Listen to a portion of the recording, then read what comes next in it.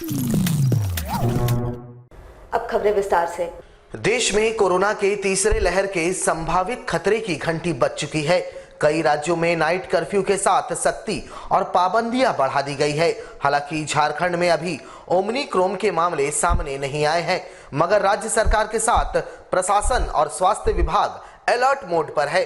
गुरुवार को जमशेदपुर मुख्यालय सभागार में संभावित तीसरे लहर के खतरे को देखते हुए जिले के उपायुक्त ने हाई लेवल मीटिंग बुलाई, जिसमें स्वास्थ्य विभाग, निजी और सरकारी अस्पतालों के प्रतिनिधि सहित तमाम प्रशासनिक महकमे के अधिकारी मौजूद रहे।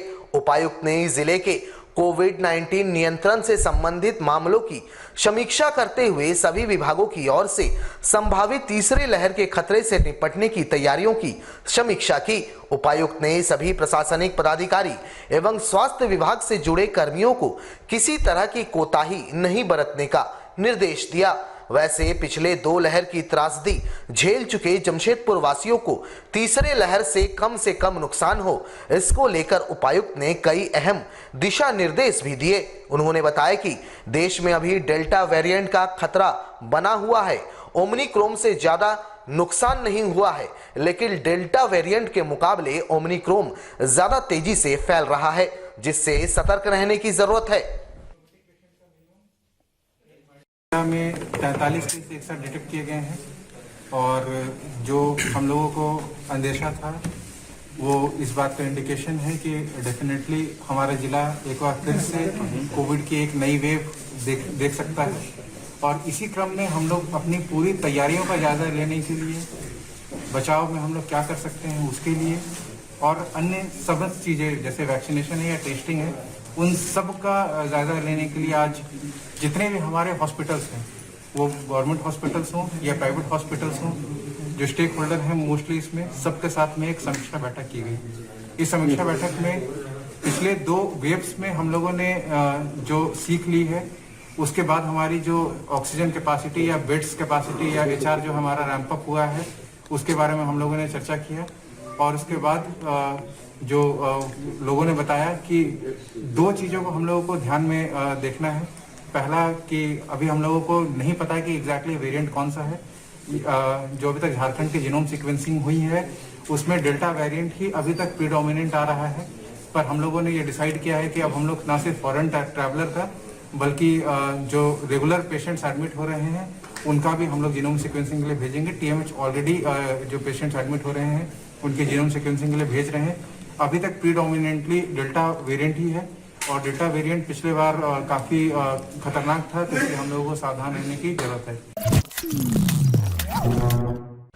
राज्य के हेमंत सरकार के 2 वर्ष के कार्यकाल को झूठ और लूट के 2 वर्ष भाजपा ने करार दिया है। साथ ही हेमंत सरकार के 2 साल झारखंड बेहाल का भी नारा दिया है। राज्य के पूर्व मुख्यमंत्री सह पार्टी के राष्ट्रीय उपाध्यक्ष रघुवर दास ने गुरुवार को एक संवाददाता सम्मेलन में ये बातें कही। इन्होंने कहा कि वे भी 5 वर्ष तक सरकार के मुखिया रहे हैं और उस वक्त वर्षगांठ मनाने हेतु लाखों लाख रुपए खर्च नहीं किया करते थे, बल्कि मीडिया के माध्यम से अपने कार्यकाल का लेखा जोखा प्रस्तुत किया करते थे। उन्होंने कहा कि चुनाव के पूर्व ढेरों वादे जनता से इन्होंने किए थे, लेकिन 2 वर्षों में एक भी वादा ये राज्य सरकार पूरा नहीं कर पाई। उन्होंने कहा कि झारखंड के वीर शहीद निर्मल महतो के शहादत दिवस के दिन राज्य के मुख्यमंत्री ने 5 लाख नौकरी देने अन्यथा राजनीति से इस्तीफा देने तक की बात मीडिया के समक्ष कही थी और उसके अनुसार अब उन्हें राजनीति से इस्तीफा दे देना चाहिए। कोरोना काल के दौरान भी राज्य सरकार गहरी नींद में थी, जिस पर उच्च न्यायालय ने कई बार सरकार की खिंचाई की और कई मामलों पर संज्ञान लिया। रूपा तिर्की के हत्या मामले में राज्य सरकार के ढुलमुल रवैये के बाद न्यायालय ने इस पर संज्ञान लिया और मामले की CBI जांच शुरू हुई। युवाओं को रोजगार नहीं मिला, न ही बेरोजगारी भत्ता दिया गया, उल्टे रोजगार को छीन लिया गया। जबकि जब राज्य में भाजपा की सरकार थी तब पहले 2 वर्ष में ही 31,000 सरकारी नियुक्तियां हुई थी। सहायक पुलिस की नियुक्ति उनकी सरकार ने की थी और उन्हें भी हेमंत सरकार ने बाहर कर दिया। पूर्व मुख्यमंत्री रघुवर दास ने हेमंत सरकार पर तीखी टिप्पणी करते हुए कहा कि ये सरकार केवल तुष्टीकरण की राजनीति के राह पर चल रही है, जिसका उदाहरण विधानसभा भवन में नमाज कक्ष का आवंटित किया जाना था। साथ ही नियोजन नीति में हिंदी भाषा को भी इस सरकार ने बाहर कर दिया और उर्दू को शामिल कर दिया।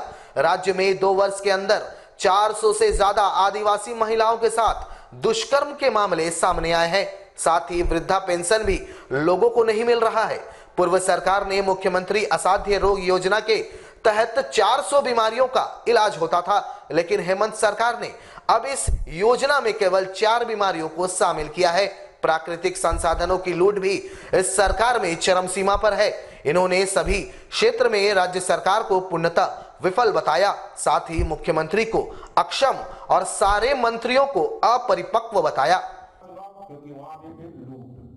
भारत सरकार या अन्य राज्य बैंक में परसेंटेज कम करते हैं, 2 रुपया 3 रुपया। अब ये बोला 26 जनवरी से हम लागू करें, फिर मैं बोला अपरिपक्वता, आज फिर अपरिपक्वता है इस बैंक में। अब जो स्थान एक मैं बता रहा हूं, नीति आयोग में एक गरीब का तय किया 32 रुपया डेली, तभी वो गरीबी रेखा में आएंगे। अब जिसका 32 रुपया जो गरीबी का बात कर रहा है, अभी तक तो क्लियर नहीं है, लेकिन जो समाचार पत्र में मैंने पढ़ा उस आधार पर कह रहा हूं कि बीपीएल परिवार, गरीब परिवार को हम पेट्रोल के लिए 25 रुपया छूट देंगे। अब बीपीएल परिवार का नीति आयोग का जो 32 रुपया, अब बताओ 32 रुपया कमाने वाला बस किसके पास स्कूटर और मोटरसाइकिल होगा? फिर गुमराह करना, फिर धूल झोंकना, जिस तरह अधिकार सरकार आपके द्वार में धूल झोंक रहे हैं ना। अभी भी आप चले जाइए इसी जमशेदपुर में 3-3 महीना से जिसका पेंशन उसको नहीं मिल रहा, अधिकार सरकार आपके द्वार। और सबसे बड़ा अधिकार तो पंचायत चुनाव तो 73वां संशोधन में गांव की सरकार, कौन अधिकार की बात कर रहे हैं सोरेन जी? ये जो गांव का अधिकार 1.5 वर्ष से आपने उस अफसरशाही के बल से दिए हुए हो, क्योंकि 20 अक्टूबर को 2020 में ही राज्य चुनाव आयुक्त ने सरकार को चिट्ठी दे दी, हम चुनाव कराने को तैयार है। फिर सरकार चुनाव, क्योंकि वहां भी फिर लूट। ये सरकार अच्छा मुख्यमंत्री के कारण इस सरकार को चला रहा है बिचौलिया।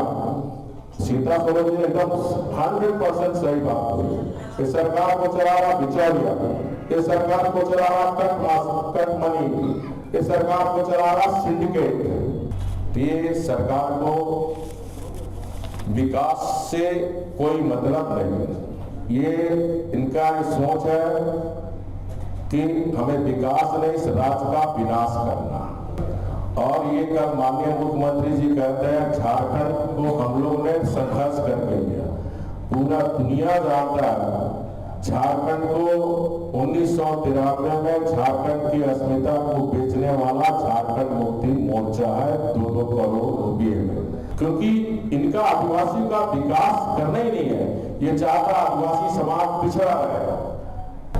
इसी तरह आप देखें रूपा तिर्की, जो हमारे रांची के एक गरीब गुराव परिवार में कैसी तरह अपनी बेटी को पढ़ा लिखाकर दरोगा बनाई थी, और वो साहेबगंज जो मुख्यमंत्री के विधायक के जिला का वहाँ पोस्टिंग थी।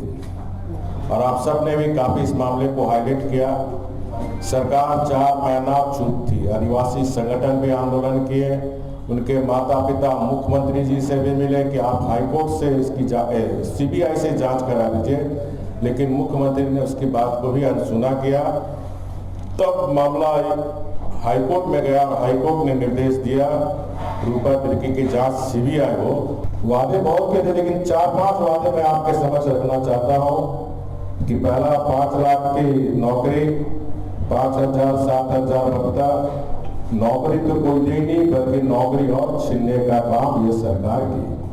हमने 5 साल के अंदर, मैं आपको बताऊं 5 साल के बाद छोड़िए 2 साल के अंदर, मैं रिपोर्ट कार्ड 2 साल का अपना जब हर साल रह जाता, हमारी सरकार पहले 2 वर्ष में लगभग 31,000 सरकारी नियुक्ति हमने की थी। तो मैं मुख्यमंत्री जी को 2 वर्ष की उपलब्धि में यही सलाह दूंगा विपक्ष के रूप में, आप अच्छा मुख्यमंत्री हैं।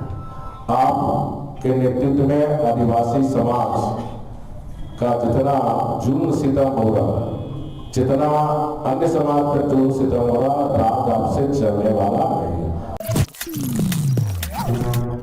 जमशेदपुर के उलीडी थाना अंतर्गत डिमना रोड स्थित मून सिटी हनुमंत नगर के राजीव पथ के समीप नाले की जमीन का अतिक्रमण का मामला जिला मुख्यालय पहुंच गया है। गुरुवार को स्थानीय बस्ती वासियों ने जिले के उपायुक्त से मुलाकात कर स्थानीय दबंग लोगों पर सरकारी जमीन का जबरन कब्जा करने का आरोप लगाते हुए जिले के उपायुक्त से उक्त भूखंड को अतिक्रमण मुक्त कराने की मांग की। बस्तीवासियों ने बताया कि उक्त भूखंड पर सांसद से सामुदायिक भवन निर्माण कराए जाने की मांग की गई है, लेकिन स्थानीय दबंगों द्वारा जबरन सरकारी जमीन का अतिक्रमण किया जा रहा है।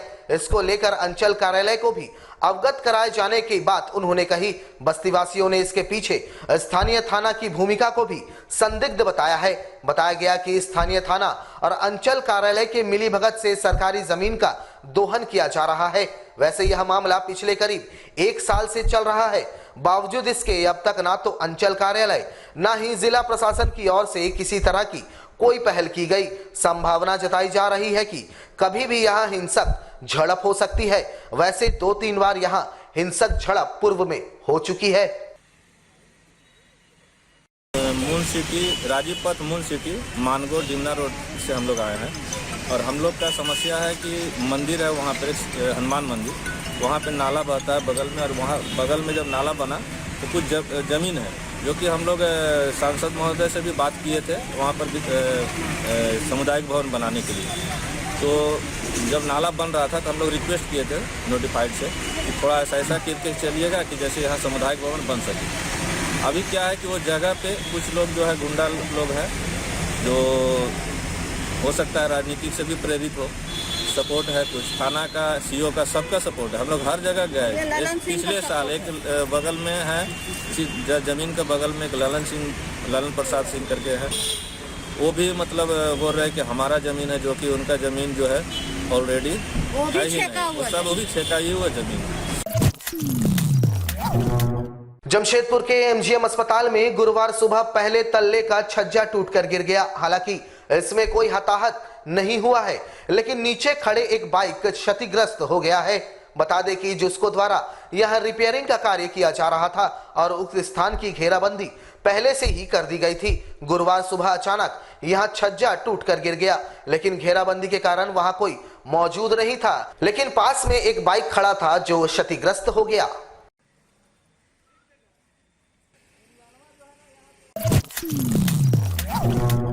जमशेदपुर जिला परिषद सदस्य किशोर यादव ने जिले के उपायुक्त के माध्यम से राज्य के मुख्यमंत्री के नाम एक मांग पत्र सौंपते हुए झारखंड सरकार के जिला और राज्य स्तरीय परीक्षाओं में भोजपुरी, मगही, मैथिली और अंगिका भाषा के अभ्यर्थियों को मौका दिए जाने की मांग की है। मुख्यमंत्री को सौंपे गए ज्ञापन के माध्यम से जिला परिषद सदस्य ने बताया कि झारखंड में भोजपुरी, मगही, मैथिली और अंगिका को द्वितीय राजभाषा का दर्जा प्राप्त है।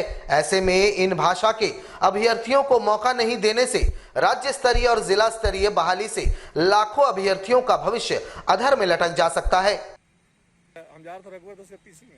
और झारखंड राज्य कर्मचारी आयोग से जो मगही, भोजपुरी, अंगिका और मैथिल भाषा को क्षेत्रीय भाषा की सूची से हटा दिया गया है, हम लोग ये मांग करते हैं कि हमारे जमशेदपुर सहित पूरे पूर्वी सिंहभूम जिला में लाखों की संख्या में भोजपुरी बोलने वाले लोग, मगही बोलने वाले लोग, अंगिका बोलने वाले लोग, मैथिल बोलने वाले लोग रहते हैं और झारखंड राज्य कर्मचारी आयोग से इन भाषाओं की मान्यता समाप्त कर देने से हमारे इस क्षेत्र के लाखों नौजवान इसके एग्जाम नहीं दे पाएंगे और वो नौकरी लेने से वंचित रह जाएंगे। जमशेदपुर के साक्षी थाना अंतर्गत साक्षी बाजार चावल लाइन में 2 दुकानदारों के बीच हिंसक झड़प में एक दुकानदार और उनके परिवार के 2 सदस्य बुरी तरह घायल हो गए, जिन्हें इलाज के लिए साक्षी थाना पुलिस ने एमजीएम अस्पताल में भर्ती कराया, जहां सभी का इलाज चल रहा है। घायलों का नाम शिवजी शुक्ला, रुद्र शुक्ला और प्रतिमा शुक्ला बताया जाता है।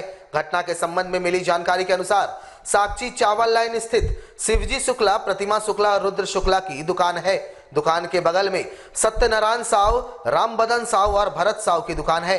रातों रात तीनों ने शिवजी शुक्ला के दुकान के सामने एक दुकान खड़ी कर दी, जिसका विरोध करने पर सत्यनारायण साव व अन्य ने मिलकर शिवजी शुक्ला, प्रतिमा शुक्ला और रुद्र शुक्ला को लाठी डंडे से मारपीट कर घायल कर दिया।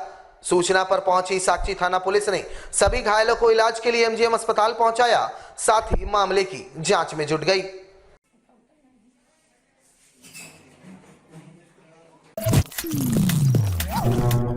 बंगाल के पुरुलिया जिले के आनंद नगर में आनंद मार्ग प्रचारक संघ की ओर से विश्व स्तरीय धर्म सम्मेलन का आयोजन किया जा रहा है, जहां कई निकटवर्ती राज्यों से आनंद मार्गी शामिल होकर इसका लाभ उठा रहे हैं।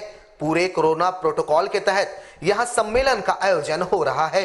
गुरुवार से इसकी शुरुआत हुई। सम्मेलन की शुरुआत प्रभात संगीत से की गई, जिसमें हिंदी, अंग्रेजी एवं बंगला तीनों ही भाषा में इसका वाचन किया गया। विस्तारित मन ही बैकुंठ है, इस उद्घोष के साथ पहले दिन का सम्मेलन शुरू हुआ। प्रचारक संघ के पुरोधा प्रमुख विश्व देवानंद अवधूत ने कहा कि मन के संकुचित अवस्था में आत्मा का विस्तार संभव नहीं है। यदि इस संकुचित अवस्था को हटा दिया जाए, दूर कर दिया जाए, तो मन में स्वर्ग की स्थापना हो जाती है। इस दौरान सभी प्रसन्न मन से बाबा नाम केवलम का जाप करते नजर आए।